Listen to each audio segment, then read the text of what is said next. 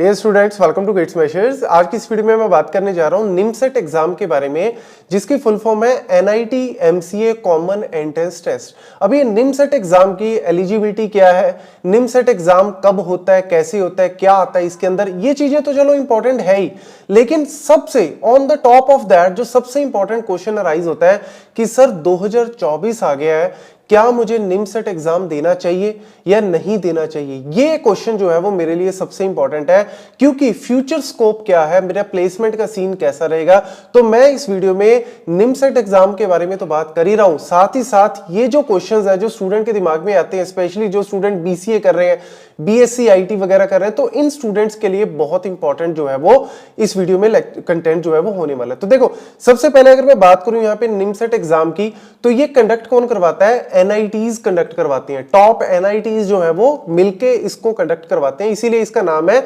NIT MCA common entrance test. जैसे BTech के बाद हम लोग गेट का एग्जाम देते हैं, गेट जो है वो आईआईटीज वाले कंडक्ट करवाते हैं, लेकिन यहां पे एनआईटीज कंडक्ट करवाते हैं। तो यहां पे एडमिशन भी अगर आपका अच्छा रैंक आता है, जैसे ऑन एन एवरेज अब मान के चलो, अगर मैं 2023 की बात करूं या 22 की बात करूं, 25 से 30 हजार बच्चा इस एग्जाम को भरता है, तो अब मान के चलो कि टॉप 1000 में तो आपको आना ही पड़ेगा अगर आप अच्छा एनआईटी चाहते हो। वैसे तो अगर एनआईटी त्रिची है, एनआईटी वरंगल, उसके लिए तो आपको ऑल इंडिया रैंक 100 या फिर 200 से नीचे होना चाहिए, लेकिन फिर भी अगर आप इन 9 एनआईटीज में से किसी में भी जाना चाहते हो, तो आप मान के चलो कि 1000 से नीचे तो रैंक आपको लाना पड़ेगा, तभी फायदा है इस एग्जाम का, क्योंकि उसके बाद ही आपको अच्छा एक प्लेसमेंट कह सकते हो वो मिल सकता है, क्योंकि एनआईटीज में सब में प्लेसमेंट बहुत अच्छा है एमसीए का। और इस वीडियो का बनाने का, चलो ठीक है, बहुत सारे स्टूडेंट मेरे से पूछते हैं कि सर बीसीए के बाद मैं क्या करूं, निमसेट दूं या ना दूं, कैसे दूं, तो ये सारी चीजें तो है ही जरूर। लेकिन मैं थोड़े दिन पहले ही मेरे साथ एक एक्सपीरियंस भी हुआ सेम।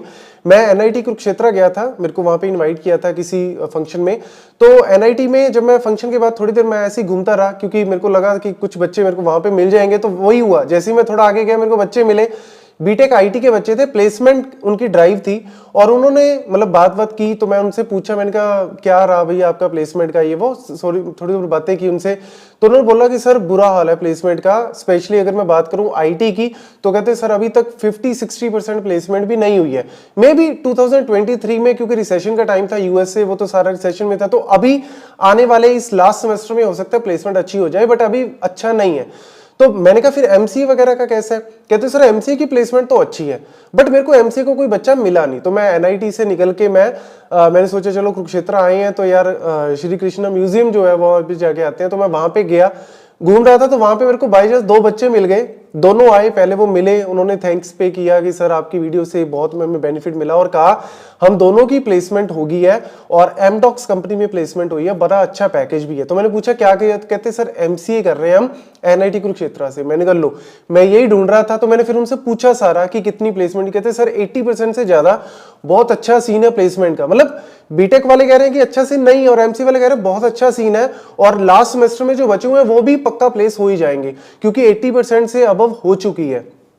तो मेरे को कहीं ना कहीं आइडिया आया कि यार ठीक है, जो बच्चे बीसीए कर रहे हैं, बहुत सारे बच्चे बीसीए करता है, बीएससी आईटी करता है, या अदर ग्रेजुएशन कोर्सेज करते हैं जिसमें मैथमेटिक्स है या स्टैट लिया हुआ है, तो वो बच्चे भी एमसीए में जा सकते हैं, निमसेट में एलिजिबल होते हैं। तो क्यों ना उनको एक गाइडेंस के तौर पे दिया जाए कि यार आप ये फील्ड भी चूज कर सकते हो, क्योंकि कहीं ना कहीं दिमाग में रहता है कि यार आईटी फील्ड में जाना है या प्राइवेट सेक्टर में जाना है, मतलब सर्विस बेस्ड कंपनी में या प्रोडक्ट बेस्ड कंपनी में जाना है, तो यार बीटेक ही चाहिए उसके। ऐसा नहीं है, एमसीए बीसीए के बाद, इवन बीसीए के बाद भी अगर आपका अच्छा है तब भी आप जा सकते हो। लेकिन कहीं ना कहीं दिक्कत क्या रहती है कि बीसीए के बाद मतलब थोड़ा सा स्कोप जो है वो कम रहता है। अगर आपका रिज्यूम बहुत अच्छा है तब तो ठीक है, आपके पूरे चांसेस होते हैं, लेकिन अगर रिज्यूम अच्छा नहीं है, आपने अच्छे से तैयारी नहीं की हुई या नॉर्मल कॉलेज से हो, तो कहीं ना कहीं आपके पास एक और अच्छी अपॉर्चुनिटी है कि आप निमसेट क्रैक करके एनआईटी में जाके आप अच्छी प्लेसमेंट ले सकते हो। तो चलिए, NIT MCA common entrance test की अगर मैं बात करूं, तो यहाँ पे सबसे पहले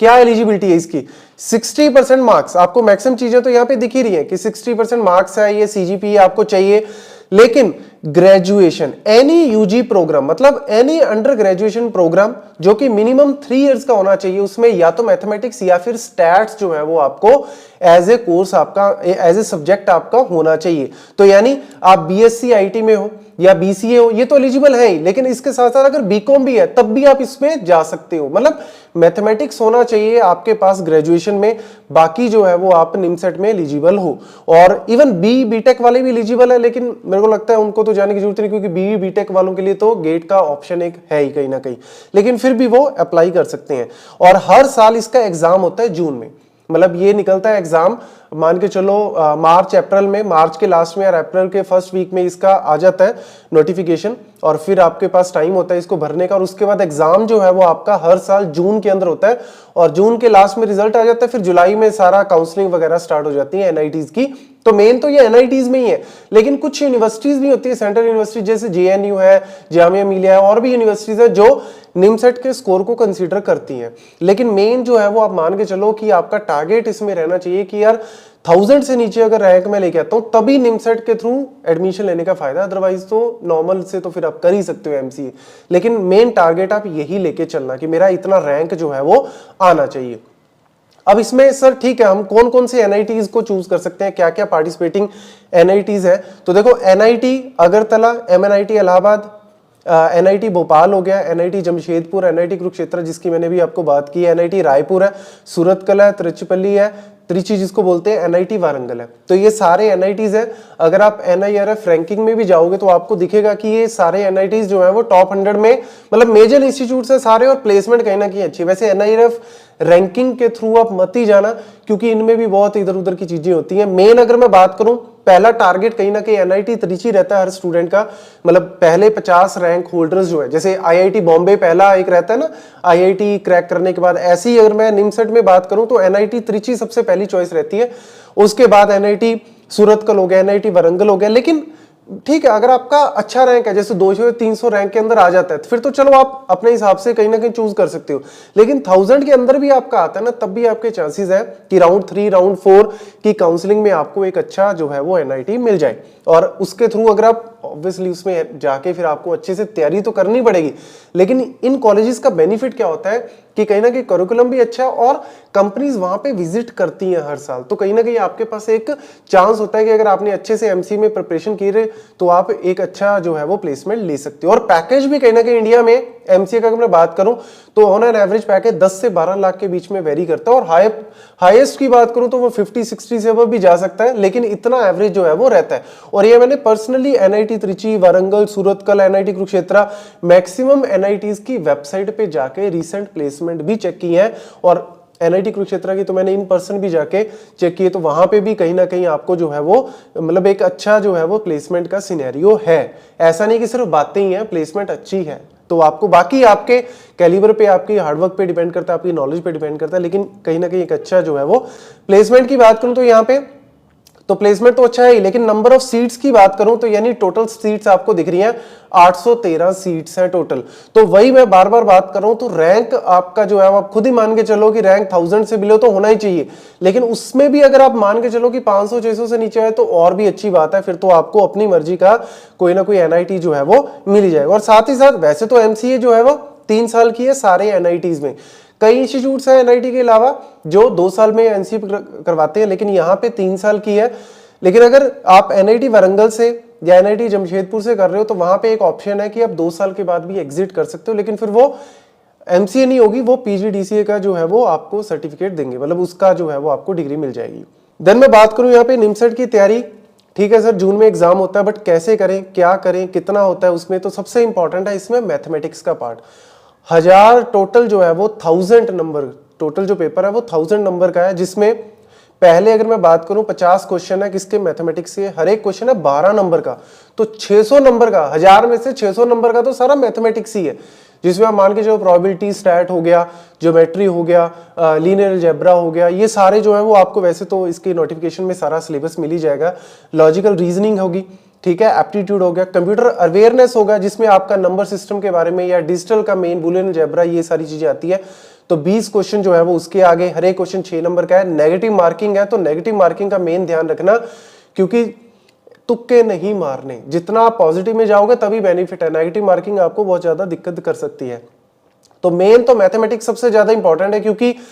600 नंबर का तो सीधा मैथ ही है, उसके बाद फिर आपको 240 नंबर का आ गया एप्टीट्यूड रीजनिंग, 120 नंबर का आ गया जी कंप्यूटर अवेयरनेस, 40 नंबर का है यहाँ पे इंग्लिश। तो आप इस हिसाब से तैयारी करो कि कंप्यूटर अवेयरनेस आपका एक तो अच्छा होना चाहिए, मैथमेटिक्स अच्छा होना चाहिए। तो 500-600 से भी अगर आप इतना स्कोर ले जाते हो तब भी आपका रैंक जो है वो बहुत अच्छा आ जाएगा, क्योंकि लास्ट ईयर या उससे पहले पैटर्न की बात करूं तो अगर 1000 में से 600 के अराउंड आपका स्कोर है तो रैंक जो है वो आपका टॉप रैंकर्स में आ जाता है। तो ये कहीं ना कहीं ध्यान में रखना, और नेगेटिव मार्किंग का बिल्कुल ध्यान में रखना, क्योंकि ये आपको बहुत ज्यादा दिक्कत कर सकती है। तो इसीलिए प्लेसमेंट बहुत अच्छी है, आपको ये डेफिनेटली जाना चाहिए। अगर आपका नॉर्मल जगह से आप बीसीए या बीएससी ग्रेजुएशन कर रहे हो जहां पे आपको लग रहा है कि सर स्कोप नहीं है अच्छा प्लेसमेंट का, वैसे तो मैं ये कहूंगा कि बीसीए के बाद ही ट्राई करो। अच्छा सर्टिफिकेशन आपके पास होना चाहिए, कहीं ना कहीं अच्छी नॉलेज आपके पास होनी चाहिए। तो ट्राई तो आप बीसीए के अंदर ही करो। मतलब ये जो पोस्ट ग्रेजुएशन और ये होती है ना, ये एक्चुअल में क्या है, एक और चांस है कि मैंने बीसीए ग्रेजुएशन के टाइम पे मैंने मेहनत नहीं की तो मेरे पास एक और चांस है कि मैं पोस्ट ग्रेजुएशन में मेहनत कर सकता हूं। मैंने खुद अपनी लाइफ में भी यही किया, पूरी बीटेक में कोई मेहनत नहीं की, कुछ नहीं मिला, ना किसी कंपनी में जा सके, लेकिन उसके बाद गेट एग्जाम क्वालिफाई किया, बहुत अच्छे नंबर लिए और उसके बाद पीजी कोर्स किया। तो वहां पे एक और मेरे पास 2 साल का ऑप्शन मिल गया कि यार इस 2 साल में मैं और मेहनत करके कुछ अच्छा कर सकता हूं। तो ऐसे ही मैं बोलूंगा कि जो ऑलरेडी बीसीए बीएससी कोई भी, अगर आप फर्स्ट ईयर में हो सेकंड ईयर में हो तो वैसे तो कोशिश करो कि आप 1 साल अच्छे से मेहनत करो, प्रोग्रामिंग लैंग्वेज सीखो, कोई भी प्रोग्रामिंग स्टार्टअप चाहे HTML CSS से भी कर लो, पाइथन से कर लो, अगर वो भी आप अच्छे से कर सकते हो वहां पे भी आपको एक अच्छी जॉब मिल सकती है। ट्राई करो कि बीसीए के बाद ही आपको अच्छी जॉब मिल जाए, लेकिन फिर भी आपको लग रहा है कि सर कॉलेज में तो कुछ आता नहीं, आउट कैंपस से बाहर जाके ऑफ कैंपस में अगर मैं अप्लाई करता हूं, करो अपनी तरफ से पूरी मेहनत करो, लेकिन साथ साथ इस एग्जाम की तैयारी कर सकते हो ताकि फ्यूचर जो है वो आपका अच्छा हो जाए। बस यही मेरी इस तरफ से निमसेट में, यही मैं आपको इस जो सारी बातें हैं जो निमसेट में, यही आपको बताना चाह रहा था। बाकी अगर आपके कोई भी क्वेश्चन होंगे आप कमेंट सेक्शन में बता देना, मैं वहां पे आपको बता दूंगा। Thank you.